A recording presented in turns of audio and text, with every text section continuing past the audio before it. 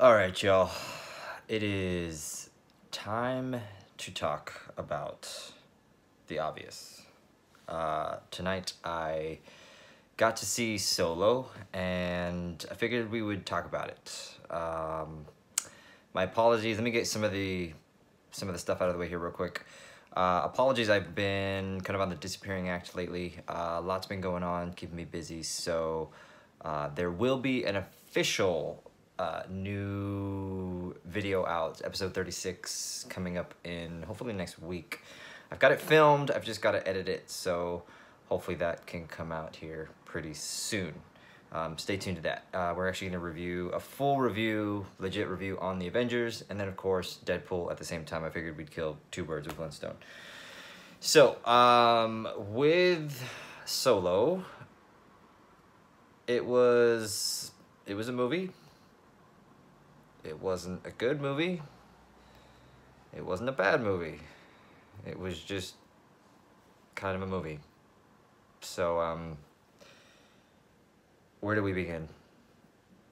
I don't know. I'm thinking, like, let's be real. You know, this is all fun and games. So, yeah, let me actually get that out of the way, too. If you get butthurt the fact that I hated Last Jedi, move along. Get it? Move along. I don't know. I think I'm just coming off of the bad taste that The Last Jedi was. If you haven't seen my review of The Last Jedi, watch it, because I thought that movie was just pure and absolute shit. So it really just kind of going into Solo, it was like a bad breakup. I'm still kind of getting over it. And again, Solo was okay. Would I recommend it? Probably not. I really wouldn't. If you're kind of hesitant to see it realistically, and I mean, this is all joking aside, no sarcasm or anything like that, go watch Avengers and go watch Deadpool 2 before you go see Solo, if you need to go see Solo at all. It just, you know, it's hard to describe. From a story, it was like a roast. It was like a pot roast. I don't have a clue what I watched, because there was so much direction that I didn't have a clue where it was going. It was as if somebody just threw a whole bunch of stories into a pot, let it sit for 24 hours, and a movie came about. You know, Ron Howard did direct this film, so visually it was amazing. Seriously, this movie was absolutely gorgeous, from the CGI to the visuals to just the grittiness of it was amazing. But kind of the way I even titled this video, Solo it's a DC film. It was dark. Even I went with some friends of mine, and like, whoever was editing the film, dude, you need to turn the brightness up. You gotta turn that brightness up, man. Half the time you're squinting because you don't have a clue what you're looking at, and you're trying to see what's going on, but you just don't know what's going on because the story is not very well put together. Character-wise, you know, I heard online, of course, I've been reading reviews, and people have been talking about Donald Glover with his Lando take. He was a good Lando. Was he what everybody's saying he is? No. I mean, he's in it for about... If you accumulated all of his screen time, Donald Glover is probably in it for maybe 10 minutes? Maybe? And they say that he stole the show. Anytime he's in a scene, that he steals the show. No, I have to disagree with that, because yes, he plays a very good Lando, but yeah, it didn't blow me out of the water. The guy who plays Solo, I don't recall his name. I honestly don't recall his name, but you know who, the guy that's behind me right now, this guy. He plays a really good, I'll give him credit, he plays a good Solo. You have to go into this movie, I think I've told you this before, or I've told friends in reviews, maybe through social media. You have to go into this film that he is not Harrison Ford. If you decide to go see this film, he is not Harrison Ford. This is a prequel. As long as you're okay with that, trust me, this movie will be just fine. But I think he kind of pulled the character together, the charisma, the charm. you know, kind of little euphemisms that we all know Solo to be.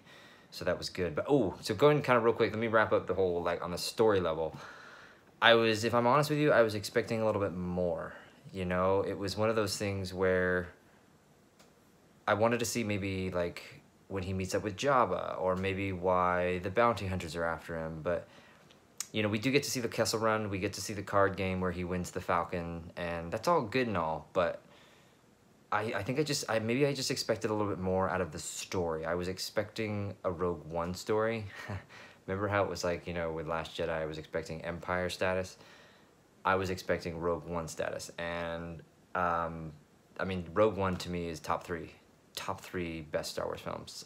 Phenomenal, amazing film. I did a review way back when it first came out, so check that out.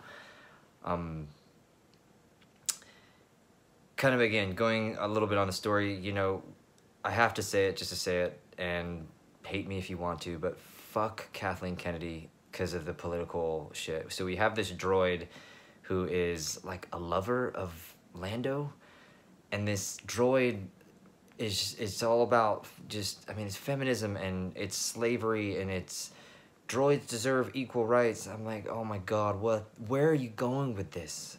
Like, why are you doing this in a Star Wars film? I don't care about fucking this fucking, oh, so many things I want to talk about in terms of the bullshit we don't need in Star Wars. But for whatever reason, Disney and Lucasfilm and Kathleen Kennedy keep putting this bullshit in our Star Wars films. Stop it. Stupid. The fact that, oh, by the way, I should have already said this, but there's going to be spoilers in this. This droid that is promoting all this political agenda bullshit does eventually get killed, and thank God. I cheered literally in the theater when she got killed. I was like, thank you. Whoever blasted her apart, thank you. But there's a scene where Lando is straight up like emotional over losing this droid, and I'm just thinking, oh, come on. Can we get back to what Star Wars is, please? For the love of God. And even from a villain standpoint, it was, I can't remember his name, but the guy who plays Vision is the villain. And again, he just wasn't really a well-developed character. I didn't really care about him. Even Daenerys, Dragon Lady, I didn't care about her. The story was very predictable. You know, from the beginning, you're told to not trust anybody, and that's the truth, because this story was very predictable. Like, oh, look, she's the bad guy. Oh, wait, he's the bad guy. Oh, wait, they're the good guy. Oh, wait, he's the bad guy. That's what I mean. I'm bitter, but at the same time, this movie gave me another reason to continue watching Star Wars films. Like, I mean, all joking aside, joking. Last Jedi was like, man, you killed Star Wars. Kathleen Kennedy, Disney, Lucasfilm, you destroyed Star Wars with The Last Jedi. So with Solo, it was like, you better fucking redeem yourself. And they didn't really redeem themselves, but I mean, it was a Star Wars film. The relationship between Chewie and Han was very well done. You know, from the moment they first met to the bromance of Chewie and Han was very, very well done, very well acted and performed. So I did enjoy that. I think it was very well done there. But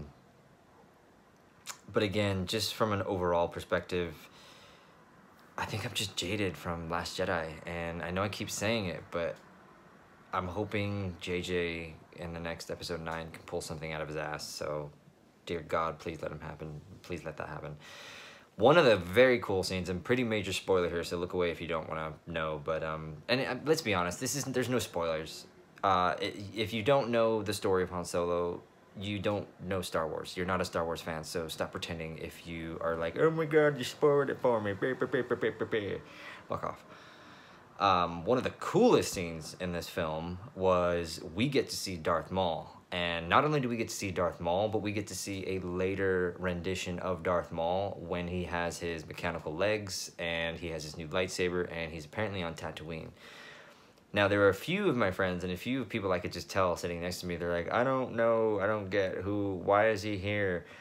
And again, to those people, like, because we're fanboys and we hold this dear to our hearts, just fuck you and fuck off, because Darth Maul has such a bigger story being told through Star Wars Rebels and, of course, Star Wars The Clone Wars. So the fact that we got to... He was only in the film. He was only in Solo for about 2 minutes, but it was just like... The moment I saw him come on the screen, I was like, fuck yes.